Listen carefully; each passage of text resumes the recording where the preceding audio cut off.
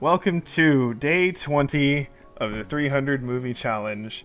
Today we watched the highest grossing film of January 1996, Bed of Roses. Which really only had roses in the beginning of the film, and then it kind of never really got brought up ever again. No. And you know what? I don't care about that problem. This movie has so many fucking problems. Actually, no, it doesn't have that many problems. It has a few problems that are the biggest fucking problems this movie could have. Namely, the main characters are fucking horrible people, especially the girl. Fuck this woman. She is so goddamn stupid. First of all, she falls in love with the fucking, stalker, basically, who, follows her to work and finds her at night at shit. Which, and they try to make it as, oh, it's so nice and sweet. No, fucking creepy. And... Not only that, but there was a scene where he kept sending her roses and stuff. Oh my god, like her whole house.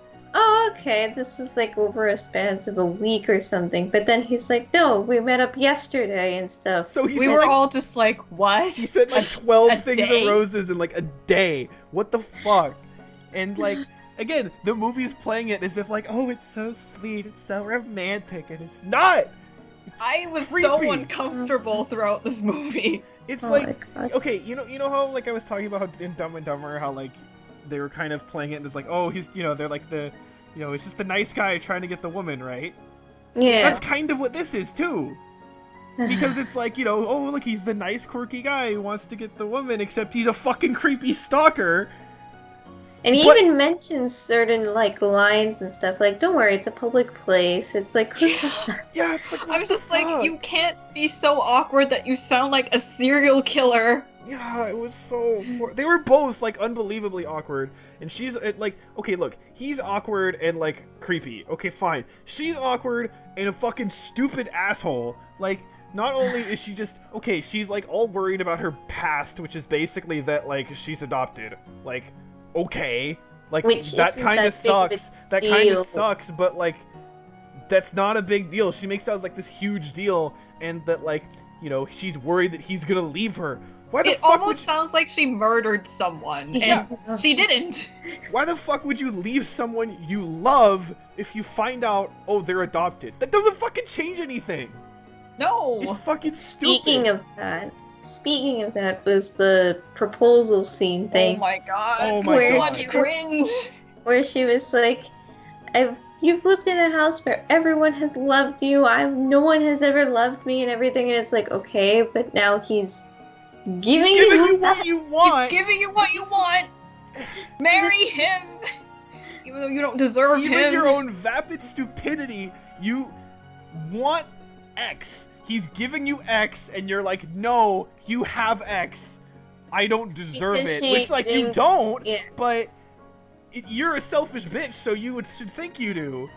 And it's just, okay, the one thing that really set me off here is the whole thing at the very end, because of course she says, no, I don't want to marry you, and they fucking leave, and of course they're gonna get back together in 5 minutes, which they do, because this movie has to end, oh, so happy, everything's perfect ending, which, so basically all that's just a fucking waste of time to begin with. But when she comes back and, she tries to be oh, I brought you flowers, look at the parallelism, who, he fucking, and then so she goes into this whole speech about how, she fucked up and all this shit, and then how she's okay, I'm leaving, and then she's now's the time when you're supposed to stop me. No, fuck you. Any woman or man watching this, don't you ever fucking do that to somebody. That is the worst thing you can do, is to basically do one thing that will make them feel shitty, by the way.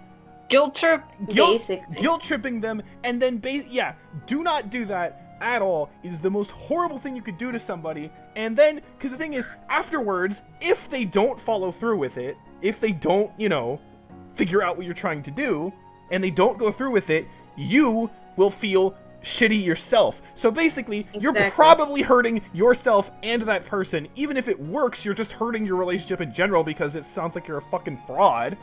right? Because that means you can't actually communicate with people and can't actually, you know, say your true feelings to someone, which if you do love someone, that's kind of very important that you can freely talk about shit that bothers you.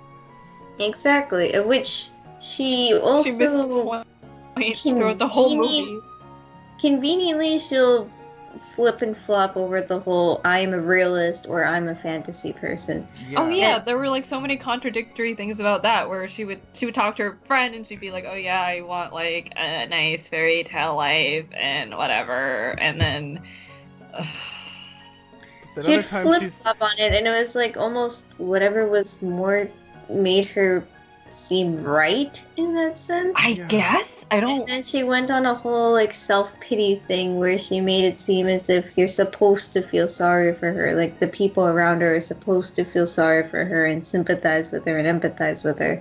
But really, to the viewer, it just basically... It's just obnoxious. Yes. It's really obnoxious. The only things in this movie that are like okay are the friend who even at times still gives shitty advice, but like at times she's okay and she's at least sometimes kind of entertaining, sort of. She's tolerable. She's tolerable for most of it. And then the guy's family is alright. Yeah. And the thing is, they're fine because they're normal people. They're real humans. Yeah, so like you're just like, oh my god, a person who acts like a person should. Wow. We're all so happy when like the kid just ran off without really saying hi. Yeah, I was like, I really appreciated that. It's just, oh my god, everything. Because okay, here's the thing. Obviously, like you'd think, especially for someone like me, you know, you'd think someone might think, oh, this kind of movie isn't for you. Like, well, okay, yeah, like, but first of all, I don't mind like stories that focus on relationships, right? Because I think if a relationship is done well and, you know, the characters work well together and it's believable and, you know, it's and also I've said that I think the most uninteresting and most overdone aspect of a relationship in fictional media is focusing on them getting together. I think it's more interesting to explore actually how they work together, and if that's done well, I'm totally on board with that. You know, I don't have a problem with that. So that's not the issue. The issue is that they don't fucking work, and even when they try to make it work, it doesn't work because the characters are just shitty people. Mostly the woman. So mostly. Ugh. Like this 70%. Right, and especially again going back to like the thing about like, you know, the leading him on and like, you know, the whatever you phrased it as, faking him out at the end. Like that, again, that stuff really digs at me because, again, I've, you know, been in a relationship for almost 3 years now, and so whenever I kind of see a relationship, I always try to, like, put myself in the situation and, like, think, like, would I do this? You know, is this something I could see happening with me? Mm-hmm. And nothing in this movie seemed realistic at all in terms of an actual relationship.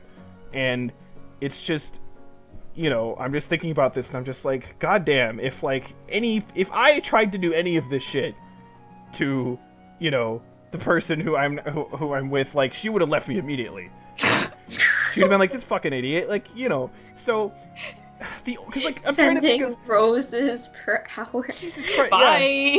Yeah. I don't even, you know, it's like I sometimes don't even, you know, message her in like a few days, and like that's fine because we have our own lives, right? So, you know, and it's just like, God, if. I'm trying to think of who this film is probably supposed to be marketed toward, you know... Teenagers? No, I think it's marketed toward, you know, the lonely single women? people who are 40 who feel they have no one to love them, and it's really just because they're shitty people and they don't realize it. This movie was stupid. It's very stupid. And the thing is... It was the longest, shortest movie. Yes, this is one of the shortest movies we have to watch, and it just never ended. It was so... And I will say this. This is worse than the Brady Bunch movie. Yes. The main reason is we knew the Brady Bunch movie was going to be really fucking stupid and banal and vapid. Right? Yeah. We knew we were going to get nothing from this. And, I mean, I saw the Rotten Tomatoes score and all this, so I didn't expect very much. But this was even worse than I thought it was going to be, knowing that. And we actually like it better than Jumanji too, which Well, no, if you watched you our said it wrong. previous video, You said it wrong. we We were like really Jumanji more than this. unimpressed with Jumanji. Tara, you said it backwards. We like Jumanji more than this. Oh, You said it the other way around. Well, whatever. Yeah, we didn't like Jumanji. We like Jumanji. I like Jumanji noticeably more than this because Yes. Jumanji didn't Yeah, anger me by its I do characters' too. actions.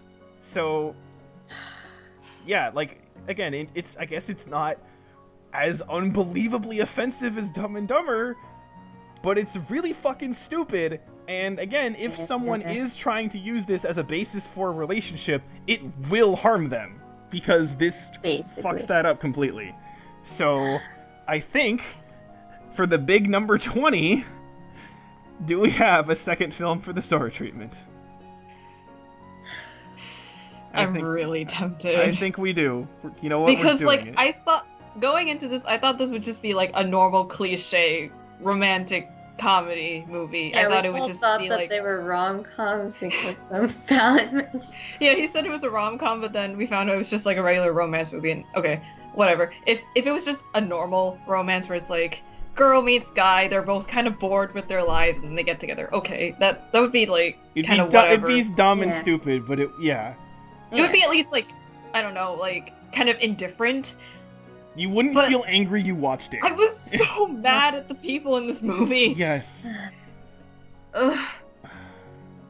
Yeah, no, this gets Sora treatment. Fuck this movie. Yeah. Fucking Alright, piece Sora. of shit garbage.